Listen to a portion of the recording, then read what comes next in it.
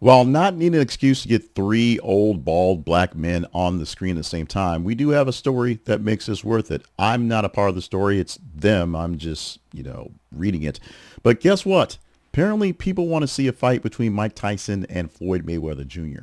And after months of speculation of this happening, they have settled on a date and location for this long-awaited exhibition match. It is Tyson versus Mayweather Jr. Will take place in March of 2026, so spring, somewhere in Africa. Somewhere in Africa. No venue has been set, no city to even put it there. But guess what? In Africa, in the spring, Mayweather and Tyson will put gloves on and hit each other, hopefully hard. Originally announced in September of 2025 by promoters of CSI Sports Fight Sports, their match was billed as a global exhibition because they both were no longer competing, so it's not going to count towards their records. It's not a traditional title fight. Two old guys slugging it out in Africa. Tyson and Mayweather are both boxing legends and have very different styles and from their legacies. Tyson, of course, the big guy who just knocked people out, and Mayweather being a guy with more finesse, more speed, more dancing, if you will, for a undefeated multi-dimensional championship between the two of them. It's, yeah, something like that. So Tyson's announcement did not name the African country or the venue or a city, just Africa, but said only that it would be in Africa, literally.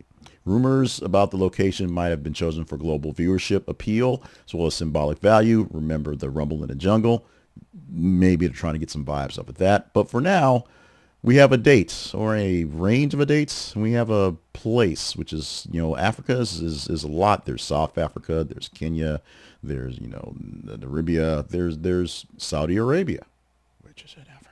As of now, details for the number of rounds, glove weight, the catch weight, and rule set are there because Mayweather on the lighter side, of course, Tyson on the heavyweight side, it's going to be something to make this thing hopefully competitive.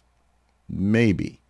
Meanwhile, fans and pundits are kind of like, Some view this as a historic dream matchup, a once-in-a-lifetime generation bringing in two boxing's all-time greats into the ring. Others see that too, except they're way past their prime, way out of range. And both these guys have been beaten by Jake Paul. So there's that. And they're old, they're fat, they're well beyond actual fighting shape retirement.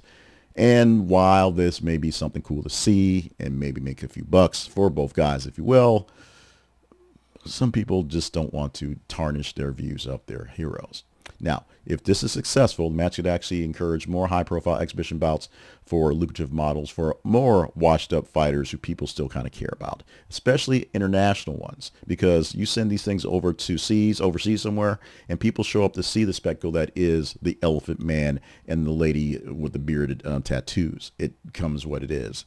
This success may redefine how retired legends can re-enter the ring and can actually be global boxing event marketers for the future of the sport. Since the sport itself is kind of in a limbo-ish place where most of the boxers that are actually making any actual contention are international fighters, bringing some of our old guys, mostly American guys, back to the field to make some money and show stuff off could be a boon. But it's not a conversational story without going over a couple things that might be a bit iffy in the details. And those details include the positive things that is a rare look at a symbolic clash between two iconic fighters. That sounds great. Media and global spectacle will be awesome for this, as everyone will want to get a piece of this, as horrific as it may be. It could draw pretty big for global numbers if people want the attention of a Mayweather or a Tyson in this thing. And it's a chance to make some money off their legacies, which is not a bad thing. Name and likeness for the young kids is one thing, but for the old guard, that's a good thing, that making them relevant to make a little cash again. The problem is they're really old. There's a really big weight difference, and they've long been retired from anything that's worthy of watching them fight. Of course, Mike Tyson had health concerns when he went to fight Jake Paul, having it delayed by months, and then going into the ring to have what was, one, a terrible presentation. Netflix was not quite ready for the global audiences, and two, terrible presentation because Mike Tyson was not ready for Jake Paul. Of course, there's no actually clear rule set or any stakes set there. It's just two guys slanging at each other for cash. What did they actually win? What did we actually get from this? I don't know. A little bit sadder, I think. But we will have some semblance of seeing, at least it seems like we'll see something, in the spring, in Africa, somewhere in Africa. Mayweather, Tyson, and maybe there'll be a 2 and a 3 to go on because they want to make more money on it. So it becomes like a wrestling show where you get to go back and forth.